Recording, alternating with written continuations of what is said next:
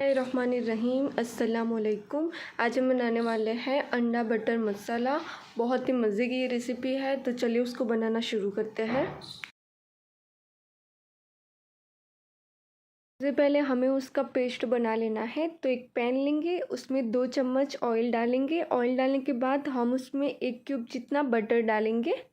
इसमें 1 चम्मच जीरा, 3 हरी इलायची, 3 लौंग, 1 दालचीनी का टुकड़ा और 1 तेज पत्ता हम उसमें डालेंगे। लाल मिर्च हम उसमें डालेंगे। उसके बाद हम उसमें एक बड़ी साइज़ की प्याज को इस तरह से कट करके डालेंगे।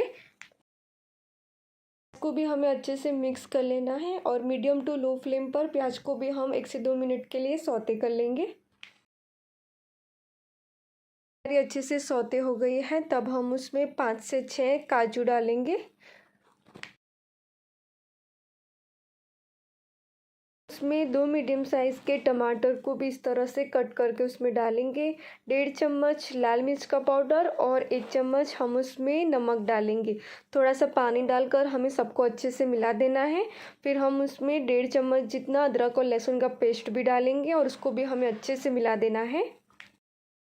गैस की फ्लेम को लो करना है। लो फ्लेम पर 3 से 4 मिनट के लिए सबको हमें अच्छे से पका लेना है। बस इसी तरह टमाटर, प्याज और काजू अच्छे से सॉफ्ट हो गए हैं, मसाले भी हमारे अच्छे से पक गए हैं। अब हम गैस की फ्लेम को बंद कर देंगे, उसको ठंडा होने के लिए रख देंगे। जब ठंडा हो जाएगा तब हमें मिक्सी के जार में उसको अच्छे से पीस लेना है। हमें उसका फाइन पेस्ट बना लेना है। अंडों को फ्राई कर लेना है। तो एक पैन लेंगे, उसमें 2 बड़े चम्मच ऑयल डालेंगे। ऑयल जब अच्छे से गर्म हो जाएगा तब हम उसमें अंडे डालेंगे। तो मैंने यहाँ बॉईल किए हुए अंडे लिए हैं। अंडों को इस तरह से हम छुरी की मदद से गहरे कट लगा लेंगे। यहाँ 5 बॉईल किए हुए अंडे लिए हैं। अंडों को हम उसमें डालेंगे। फिर हम उसमें 1 चम्मच लाल मिर्च का पाउडर, आधी चम्मच नमक और आधी छोटी चम्मच हल्दी पाउडर डालेंगे।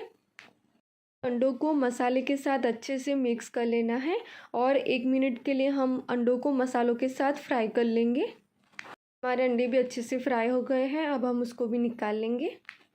एक कढ़ाई लेनी है, उसमें 3 बड़े चम्मच ऑयल डालना है। ऑयल डालने के बाद हम उसमें 1 क्यूब बटर डालेंगे। जो पेस्ट बना कर रखा है सारा पेस्ट हम उसमें डालेंगे। डालने के बाद हम उसमें 1 चम्मच धनिया पाउडर और 1 चम्मच लाल मिर्च का पाउडर डालेंगे। आप इस टाइम पर नमक भी टेस्ट कर सकते हो। नमक आप अपने टेस्ट के हिसाब से कम या ज़्यादा डाल सकते हो। हमने पहले ग्रेवी में भी नमक डाला है, तो नमक आप अपने टेस्ट के हिसाब से डालें।